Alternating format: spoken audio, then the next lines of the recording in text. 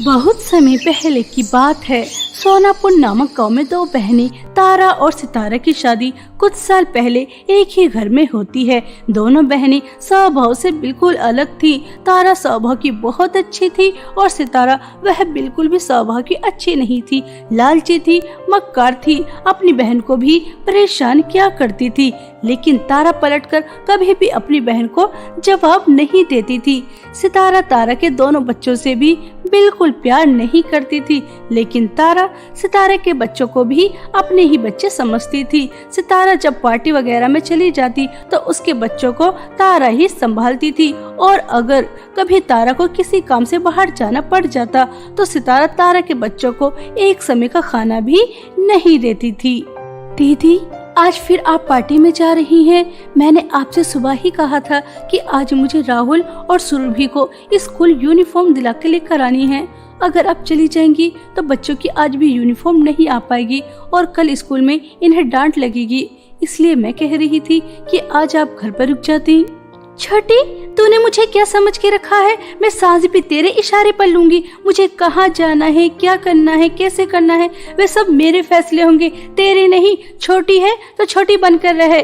मैंने पिताजी से कहा भी था कि मुझे इसे अपनी देवरानी नहीं बनानी, लेकिन नहीं, उन्हें तो दोनों बहनों की शादी एक ही घर में करनी थी। देख, मेरा ज्यादा दिमाग खराब मत कर। मुझे पार्टी में जाना है तो जाना है। मुझे नहीं पता तेरे बच्चों की यूनिफॉर्म आती है या नहीं। सितारा तारा की एक नहीं सुनती और वह पार्टी में चली जाती है। बेचारी तारा घर पर रह जाती है और वह घर को संभालती है, अपने बच्चों को भी संभालती है और सितारा के बच्चों को भी संभालती है। ऐसे ही समय बीत रहा था। एक दिन शहर से फोन आता है। जिस फैक्ट्री में तारा का पति काम करता था उसमें आग लग जाती है और कई लोगों की मौत भी हो जाती है। उनमें तारा का पति भी था। जब ये खबर तारा को लगती है तो उसके पैरों तले जमीन खिसक जाती है। वह बहुत ज्यादा फूट फूट कर रोती है।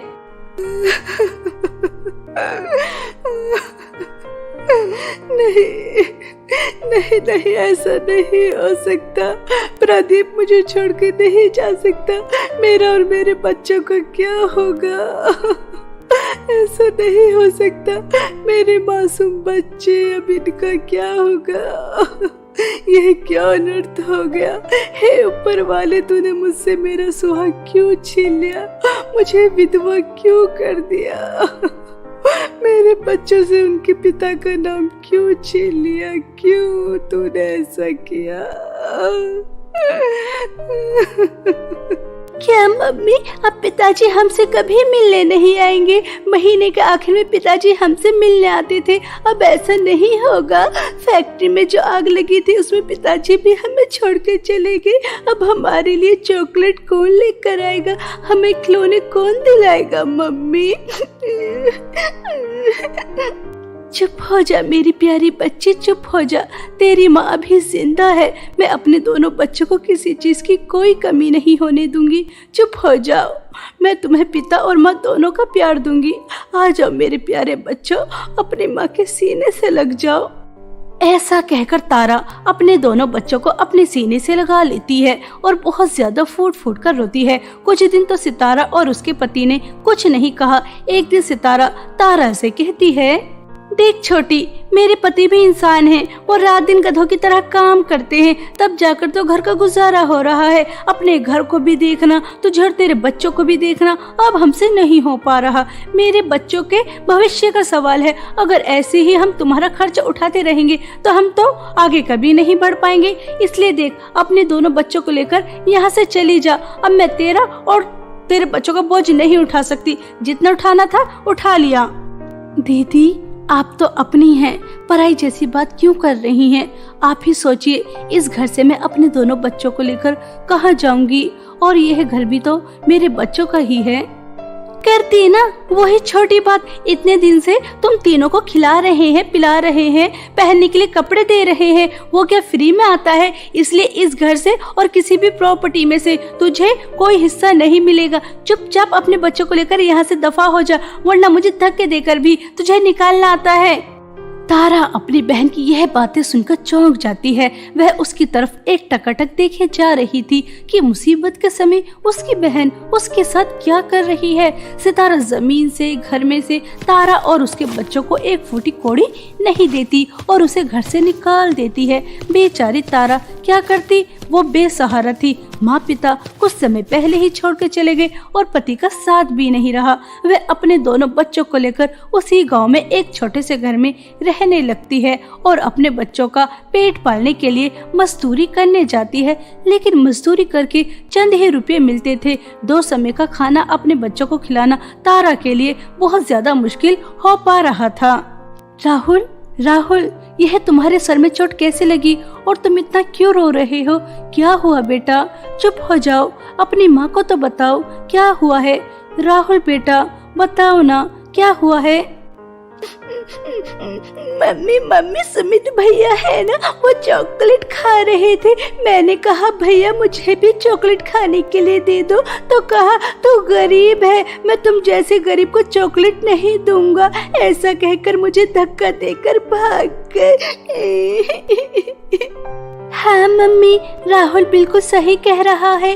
काजल दीदी भी मेरे साथ बहुत बुरा व्यवहार करती है। अपने दोस्तों के साथ मिलकर मुझे चिढ़ाती हैं, कहती हैं देखो इसने कितनी गंदी फ्रॉक पहनी है। जब से इनके पिता इन्हें छोड़कर गए, बेचारों को तो 2 समय का खाना भी नहीं मिल रहा। ऐसा कहकर वो मुझे बहुत चिढ़ाती है, मारती भी है। और वैसे भी मम्मी, काजल दीदी ठीक ही तो कह रही है। मेरे पास सिर्फ 2 ही फ्रॉक है, एक तो पूरी तरह से फट भी चुकी है। आप हमें नए कपड़े कब दिलाएंगी मम्मी? राहुल, सुरभि, मेरे प्यारे बच्चों, मैं कोशिश कर तो रही हूँ। मजदूरी करके कहाँ इतने पैसे मिलते हैं। 2 समय का खाना जुटाना मेरे लिए बहुत मुश्किल हो रहा है। तुम्हारे लिए नए कपड़े कहाँ से लेकर आऊँ? बेटा, तुम्हें इस तरह से घर में बैठा देख मेरे दिल पे क्या बीतती है मैं ही जानती हूँ। मैं तो तुम्हें स्कूल भी नहीं भेज पा रही।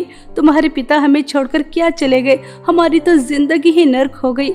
अच्छा बच्चों, मैंने खाना बना दिया है, खा लेना, मुझे काम पर जाने के लिए देरी हो रही है। ऐसा कहकर तारा अपने दोनों बच्चों को घर पर छोड़कर जिन खेतों में काम करने जाती थी वहाँ चली जाती है और सुबह से लेकर शाम तक खेतों में काम करती है। और जब जमींदार खेतों पर आता है तो वह कहती है, जमींदार जी, मैंने कुछ दिन पहले आपसे पैसे मांगे थे, आपने कहा था आज दूंगा, तो आज दे दीजिए। तारा, मैं तुम्हें पैसे नहीं दे सकता, मैं बहुत ज्यादा घाटे में चल रहा हूँ, इसलिए तुम कल से काम पर मत आना। जमींदार जी, हम गरीबों के पेट पर लातों मत मारिए। आपके यहाँ काम करने से ही मेरे घर में चूल्हा जलता है। अगर आप मुझे काम से निकाल देंगे तो मैं मेरे बच्चों को क्या खिलाऊंगी? कृपया करके हमारे पेट पर लातों मत मारिए, हमें काम से मत निकालिए। इतनी मुश्किल से तो आपके यहाँ पर काम मिला था, अगर आप काम से निकाल देंगे तो मैं क्या करूँगी? मैंने तेरे और तेरे बच्चों की कोई जिम्मेदारी नहीं ली। कुछ भी कर, मुझे इससे क्या। जमींदार तारा को अपने यहाँ से काम से निकाल देता है। बेचारी तारा अब वह क्या करती? कई जगह ट्राई भी करती है लेकिन उसे काम नहीं मिलता। ऐसे ही समय बीत रहा था। घर में जो भी राशन था वह खत्म हो जाता है। अब घर में कुछ भी खाने के लिए नहीं था। बच्चों ने 3 दिन से कुछ नहीं खाया था। तारा पानी पिला पिलाकर अपने बच्चों को सुला रही थी।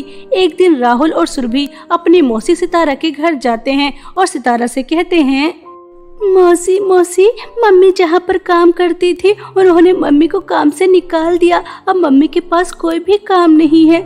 मम्मी 3 दिन से हम दोनों भाई बहन को पानी पिला पिला कर सुला रही हैं। हमने कुछ नहीं खाया, हमें कुछ खाने के लिए दे दीजिए, बहुत भूख लगी है। भूख लगी है तो अपनी माँ से जाकर मांगो ना, मुझसे क्यों मांग रहे हो? मैं तुम्हारी माँ नहीं हूँ और मैंने तुम जैसे भिखारियों की मदद करने का कोई ठेका नहीं लिया, इसलिए जाओ और अपनी माँ से खाना मांगो, मुझसे नहीं। सुमित, काजल, मेरे प्यारे बच्चों, तुमने पिज्जा मुझसे ऑर्डर करने के लिए कहा था, मैंने कर दिया है। अभी नहीं सोना, खाकर ही सोना है, ठीक है? तुम अभी तक गए नहीं यहाँ से, जाओ यहाँ से।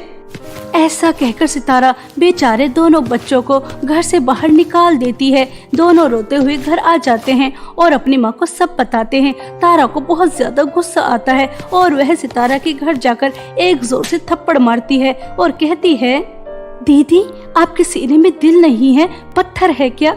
ऐसा तो कोई जालिम भी नहीं करता जैसा आपने मेरे बच्चों के साथ किया। वो कितनी आस उम्मीद लेकर आपके पास आए थे, लेकिन आपने मासूम बच्चों को भगा दिया, खाने के लिए कुछ नहीं दिया। मुझे तो आपको अपनी बहन कहते हुए भी शर्म आ रही है। आपने हमसे हमारा सब कुछ छीन लिया। मैंने कुछ नहीं कहा, लेकिन जो आपने मेरे बच्चों के साथ किया है ना, उसके लिए मैं आपको कभी माफ नहीं करूंगी, कभी माफ नहीं करूंगी।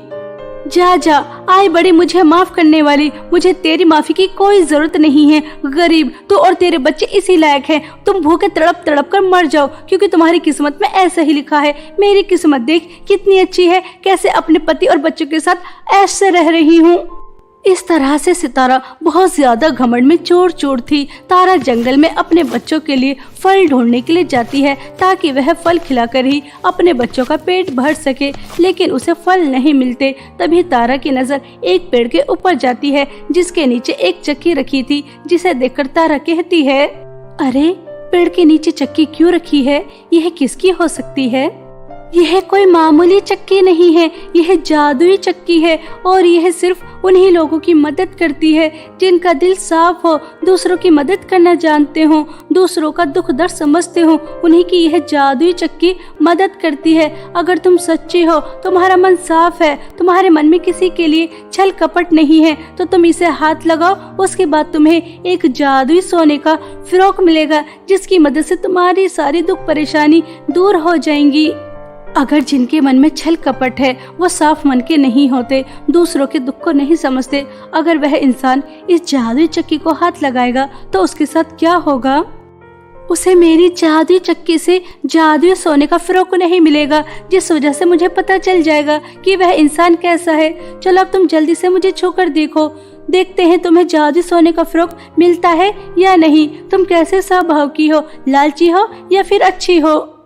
तारा जैसे ही जादुई चक्की को हाथ लगाती है तो उसके सामने एक सोने की चमचमाती फ्रॉक आ जाती है, जिसे देखकर तारा खुश हो जाती है। उसे पता चल जाता है कि वह लालची नहीं है, बुरी नहीं है, अच्छे स्वभाव की है। तभी जादुई चक्की कहती है, तारा तुम बहुत अच्छी हो, इसलिए तुम्हें यह जादुई सोने की फ्रॉक मिली। इसे तुम अपने साथ अपने घर ले जाओ। जब भी तुम्हें खाना चाहिए या कोई भी चीज चाहिए, इससे एक बार कहना, ये जादुई सोने की फ्रॉक मुझे खाना दे दो, मुझे पैसे दे दो। वह चीज तुम्हारे सामने तुरंत आ जाएगी। और हाँ, इसे रोकने के लिए तुम्हें कहना होगा, ये जादुई सोने की फ्रॉक अब मुझे कुछ नहीं चाहिए।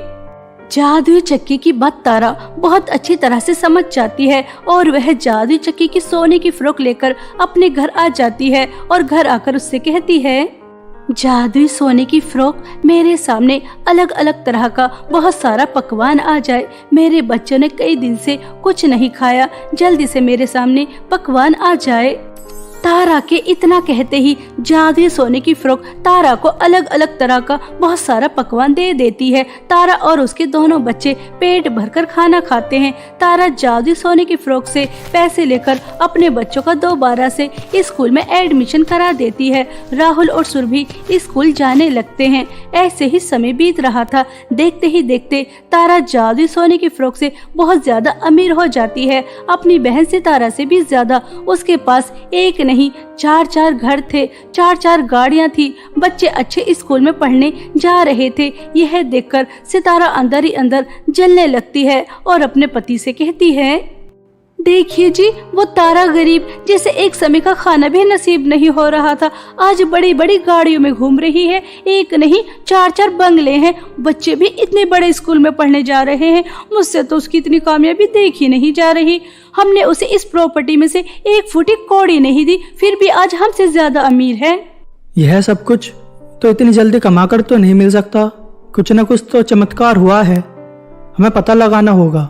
ऐसा सोचकर दोनों पति पत्नी तारा के घर जाकर उसके ऊपर नजर रखने लगते हैं। हमेशा की तरह आज भी तारा जादुई फ्रॉक से कुछ मांग रही थी। तभी दोनों को पता चल जाता है जादुई सोने की फ्रॉक से यह सब कुछ मिल रहा है। एक दिन सितारा चुपके से वह जादुई सोने की फ्रॉक चुराकर लेकर आ जाती है। अपने पति और अपने दोनों बच्चों के साथ यह गाँव छोड़कर भागने के लिए नाव में बैठ जाती है और अपने पति से कहती है, अब हम इस जादुई सोने की फ्रॉक से शहर में जाकर एक हंसी खुशी जीवन बिताएंगे। अजी आपने देखा नहीं था वो तारा इस जादुई सोने की फ्रॉक से कैसे पैसे मांग रही थी और तुरंत उसके सामने पैसे आ भी गए। मुझसे तो अब इंतजार नहीं हो रहा, एक बार इस जादुई सोने की फ्रॉक का इस्तेमाल करके देखती हूँ। इस जादुई सोने की फ्रॉक हमारे सामने बहुत सारे पैसे आ जाएं। सितारा के इतना कहते ही जादुई सोने की फ्रॉक पैसे देने लगती है, लेकिन सितारा को ये नहीं पता था कि इसे रोकते कैसे हैं और जादुई सोने की फ्रॉक पैसे देती रहती है और नाव पूरी तरह से पैसों से भर जाती है, जिस वजह से नाव पानी में डूबने लगती है। सितारा और उसका पूरा परिवार पानी में डूबकर मर जाते हैं। इस तरह से सितारा और उसके पति को उनके कर्मों की और उनके लालच की सजा मिल जाती है और तारा अपने बच्चों के साथ एक हंसी खुशी जीवन बिताती है, क्योंकि वह अच्छी थी। उसने कभी किसी के साथ छल कपट नहीं किया था, लालच नहीं किया था, इसलिए आज वह अपने बच्चों के साथ एक हंसी खुशी जीवन बिता रही थी।